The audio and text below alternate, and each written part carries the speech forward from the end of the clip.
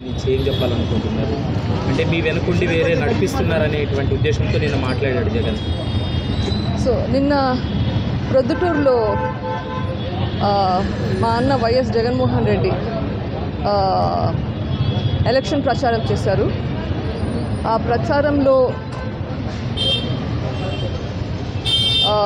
మా నాన్న YS Vivekananda Reddy murder case గురించి మాట్లాడారు.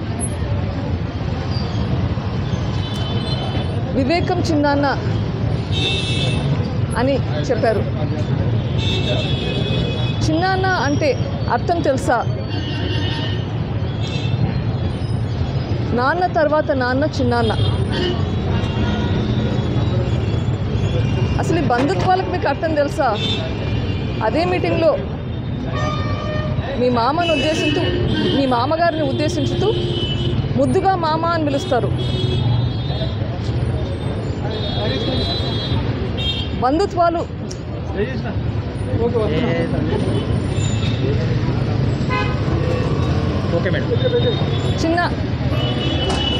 చిన్నాన్న అంటే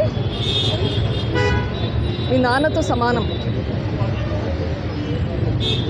అట్లాంటి చిన్నాన్న చనిపోతే ఆ చావు వెనుక కుట్ర ఏంటి అన్నది నిర్ధారించకుండా ఆ చిన్నాన్న కూతురు మీదే నిందలు వేయడం ఏమన్నా న్యాయమా?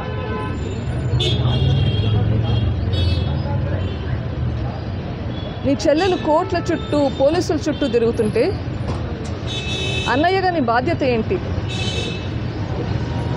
అమ్మా నేనున్నాను నీకోసం, నువ్వు ఇట్లా తిరగద్దు, నీ పని హాస్పిటల్లో పని చేసుకోవడం అని చెప్పేది పోనిచ్చి నా మీదే కేసులు పెడతాడు.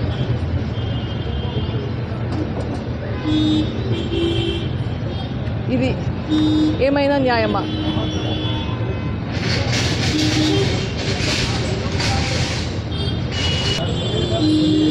చిన్నాన్న చనిపోతే 5 సంవత్సరాలు అయింది. ఈ 5 సంవత్సరాలు మీదే గవర్నమెంట్ ఏం చేశారు? ప్రతిపక్షంలో వాళ్ళలాగా మాట్లాడడం కరెక్టా? ఇవాళ మీ ముందుకు వచ్చి నేను మాట్లాడాల్సిన అవసరం ఎందుకు వచ్చింది? ఆయన చేయాల్సిన పని చేయకపోవడం వల్ల కదా.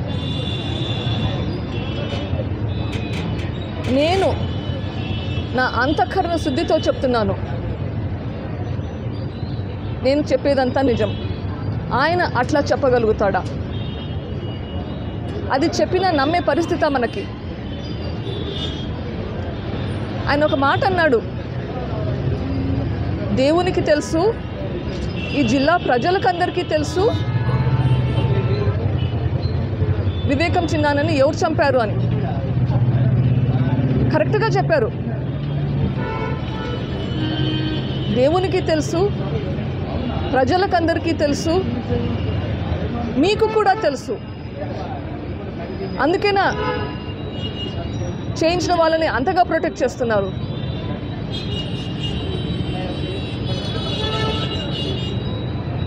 మీకు తెలిసి కూడా ప్రొటెక్ట్ చేస్తున్నారు అంటే ఎందుకు ప్రొటెక్ట్ చేస్తున్నట్లు? దేనికి భయపడి ప్రొటెక్ట్ చేస్తున్నట్లు?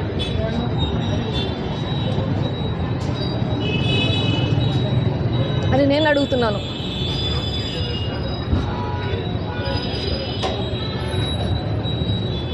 ఇంకా ఏమేమన్నాడు? ఇద్దరు చెల్లెలు ఇంకొకరు నడిపిస్తున్నారు అంటున్నారు. నేను అడుగుతున్నాను, ఇంకో మాట కూడా అన్నాడు, చంపినోడే చంపినాను అని చెప్తున్నాడు బయట తిరుగుతూ. సో చంపినోడు నేను చేశాను అంటే నమ్ముతున్నారు, కానీ అదే చంపినోడు ఎవరు చేశారో కూడా చెప్తున్నాడు, క్లియర్గా చెప్తున్నాడు. దీని వెనకాల వైఎస్ భాస్కర్ రెడ్డి ఉన్నాడు, వైఎస్ అవినాష్ రెడ్డి ఉన్నాడు, వాళ్ళ వెనకాల వైఎస్ జగన్ రెడ్డి, భారతిరెడ్డి వాళ్ళని ప్రొటెక్ట్ చేస్తూ ఈయన థ్రెటన్ చేస్తూ ఉన్నాడు అని కూడా చెప్తున్నాడు. మరి ఒకటి నమ్ముతున్నారు, ఇంకొకటి నమ్మడం లేదా? నమ్మితే రెండు నమ్మాలి కదా. మరి వీళ్ళని ప్రొటెక్ట్ చేసేది ఎవరు? మీరు కాదా?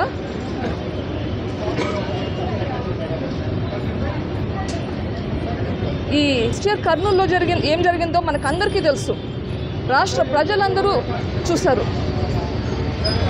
మీరు మీ గవర్నమెంట్ పెట్టుకొని మీ పోలీసుల ద్వారా ప్రొటెక్ట్ చేసింది నిజమా కాదా చెప్పండి.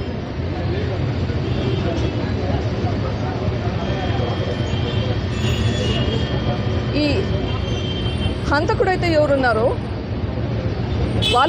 ఆయన చెప్పాడు చేయించింది ఎవరని. అదే విషయం సిబిఐ కూడా ఇన్వెస్టిగేట్ చేసింది, ప్రూవ్ కూడా చేసింది. సిబిఐ కూడా అదే చెప్తుంది.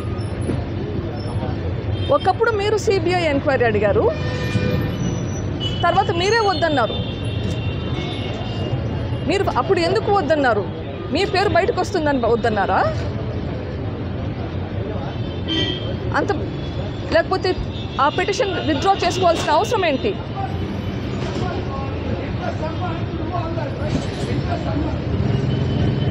అది ఇంకా సిగ్గుచేటు ఏంటంటే, ఎవరైతే నిందితుడై ఉన్నాడో ఆయనని